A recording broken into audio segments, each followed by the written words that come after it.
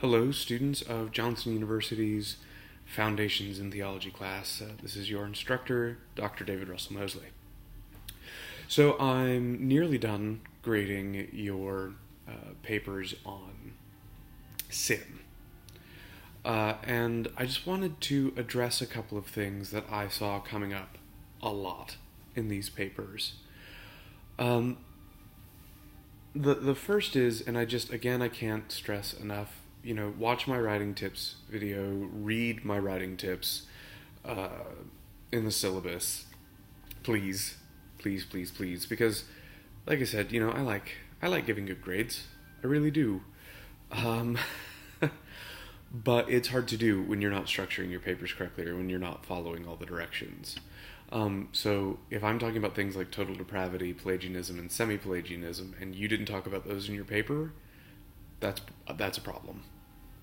Okay, so what I really wanted to do is it seemed like a lot of you were really confused on what does depravity or total depravity mean, what does original sin mean, and then how are these things related to Augustine, Pelagius, Pelagianism, and semi-Pelagianism. Alright, so I'm just going to try and do a quick video that goes through those points. So the first thing that we need to talk about, I think, is original sin. A lot of you got really confused about that and thought that original sin meant the first sin, the sin that Adam and Eve committed. That was the original sin. That wasn't. That's not what original sin means, and what's more, it's quite likely not the original sin. What I mean by that is, obviously, if Satan is there in the garden tempting Adam and Eve to sin, and we see this in some way connected with his fall, and in fact the serpent is cursed in Genesis 3, so obviously the serpent was doing something wrong, which actually means that the serpent sinned first. And since we normally associate the serpent with Satan, Satan's fall comes first. Right, so, that's just, in terms of chronological order, that's something that we ought to keep in mind. What is more, however, original sin isn't talking about that anyway. What original sin means is, so Adam and Eve sinned, right? They're banished from the Garden of Eden, and now they pass on a sinful nature to all of their descendants. Okay?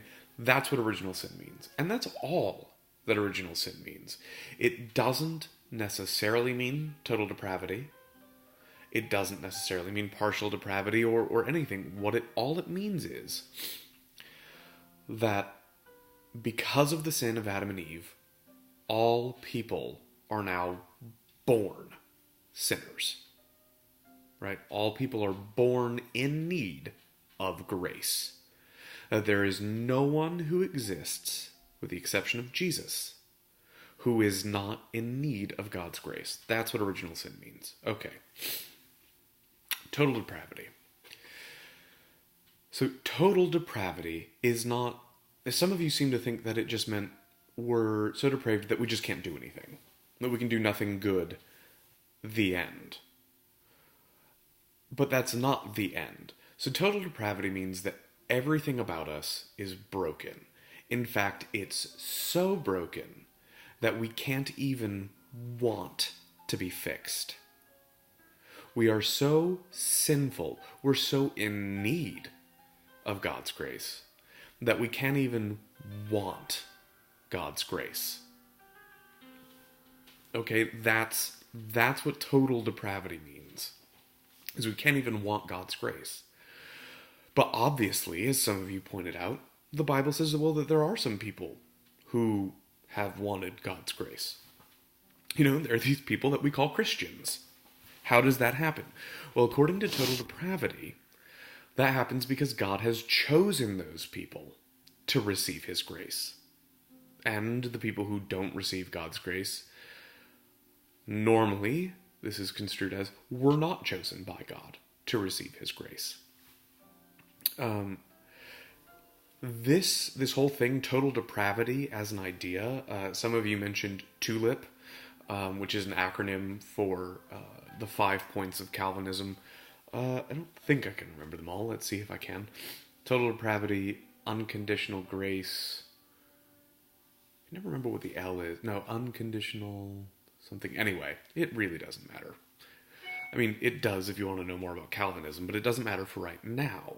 And the reason for that is that, so the T in tulip, the total depravity, that's something that was kind of, that idea put into those words is something that didn't happen until the people following John Calvin. So the people we call Calvinists, because they follow John Calvin, kind of created that idea. Now, they're getting the idea from Calvin's teaching, who in part is getting it from the Bible, but also getting it from Augustine. So it's not that there's no relationship between Augustine and total depravity, but Augustine did not teach total depravity. Okay? While we're on the subject of Augustine is a very confusing figure on this topic. And it's not as simple to say, oh, well, Augustine taught total depravity, and therefore either if you agree with total depravity, Augustine is right, or if you disagree with total depravity, Augustine is wrong. It's not as simple as that. Augustine started developing these ideas that could maybe tend towards total depravity when he came across the teachings of Pelagius. So, for Augustine, he sees Pelagius saying, look, guys, we don't need God's grace to be good. We don't need God's grace to complete any command that God gives us, because God's created us in such a way that we can complete whatever commands he gives us, which includes, be perfect, therefore, as your heavenly Father is perfect, Matthew 5:48. So according to Pelagius, the way we're created is enough. Grace is helpful, and grace is particularly helpful, and baptism is helpful, if we do end up sinning. But there's nothing about us, there's nothing in our makeup that requires that we sin, that even gives us a propensity towards sin. Now, Pelagius admits that he knows of no person, with maybe a few exceptions, Elijah and Enoch being primary amongst them, who did in fact live a sinless life from birth till death. But he posits it as a possibility, that a person could live from birth till death in a sinless life. So that's Pelagianism. That's the idea, that we can attain heaven by our own efforts, and we do not need special grace. And if we get special grace, it's only a help. And this is particularly important because what does that do to Jesus and the cross? Well, it more or less means that Jesus ends up being, just as Adam is a bad example for us, which is how Pelagius views him. For Pelagius, Adam's sin is just a bad example. What that did was introduce to us the idea that sinning is possible, and it gave us a bad example that we could follow. Jesus, on the other hand, is a good example. He shows us that it's possible not to lead a sinful life. In fact, that it is possible to lead a sinless life. And so we have to follow Jesus, not Adam. But that really cuts down on the necessity for Jesus to be divine. Because if any human can be sinless, then Jesus doesn't really need to be divine in order to do that. So Pelagianism, very problematic, and Augustine was arguing against this, and I do admit, I think Augustine goes too far, personally. I think there are ways to defend what he does, but I think Augustine goes too far. But I don't think he goes as far as the Calvinists do. Okay? So that's total depravity and original sin, and Pelagianism. Now, semi-Pelagianism. Very important thing to remember about semi-Pelagianism is that this is a term that was developed in the 16th century. I think Pelagianism was too, actually, but at least that one makes more sense, because Pelagianism, people who followed Pelagius, expanded on his teachings, etc., etc. Semi-Pelagianism, though, was a term developed to really take out certain theologians without taking them out by name. In other words, we condemn their ideas. So the Council of Orange is where, in the Roman Catholic Church, semi-Pelagianism is essentially condemned. What we now call semi-Pelagianism was essentially condemned. I don't remember the dates for that off the top of my head, but you can look it up. Orange is spelled, well, orange. But so semi-Pelagianism was developed in order to not have to pay attention to people like John Cassian, But even Benedict of Nursia, also known as Saint Benedict, as in like Benedict's Rule, which some of you might have read, or like Benedictine monks, they're named after Saint Benedict, his rule. Saint Benedict got his ideas from John Cassian, so on and so forth. A better name for this really is probably synergism. Synergism means to work together. And if you read Cassian, what you'll see is that Cassian very much so teaches that it's a both and. That it's not actually a case of human will is prior to God's saving grace, but nor is God's saving grace exactly prior to human will. It's this kind of both and. It's this, we can want to be saved, but where does that desire come from? Well, it's God constantly pulling at us to want to be saved, and it's all this very cyclical thing whose origin is always ultimately in God. Because one thing that Pelagius did get right is that God did create it, and Augustine believed this too, by the way, is that God did create us good. He created us good. Adam and Eve were created good. Creation is good. It's not bad. It's just that we've sinned and now it's fallen. Now it's broken. So even though Cottrell would disagree, I think Cottrell's position of original grace and partial depravity is a lot closer to synergism or semi-Pelagianism than he would want to admit. I just want to throw that out there.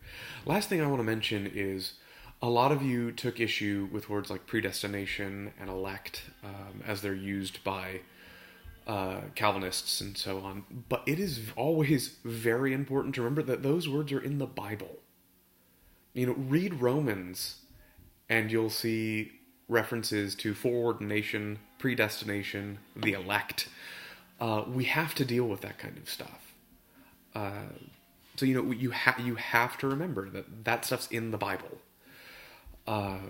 Just like it's always important to remember that whatever your own position on something is, you cannot pretend like it's the only biblical position. Because just about everyone else, every other position, is using the Bible too. So you can't say that it's not biblical. You can say that they're misinterpreting those passages. But if you're going to say that, then you have to provide what you believe is the appropriate interpretation and why your interpretation is correct and their interpretation is incorrect. It isn't enough to simply say, I'm right and they're wrong. And because the Bible clearly teaches this. Well, if it clearly taught that, all Christians would believe it. And yet all Christians don't. So, humility is very important when doing theology. It's very important to remember that you are not the only ones reading the Bible. And that, we are not the only ones reading the Bible, and we are not always right. Okay? So, that's more or less all I wanted to say on those papers. Overall, a lot of them were very good. Some of you still really need to work on structure and reading the instructions carefully. Remember, the questions laid out in the instructions ought to provide you with the structure for your papers. Okay? All right. That's all I'll say in this video. God bless. I will talk to you all later.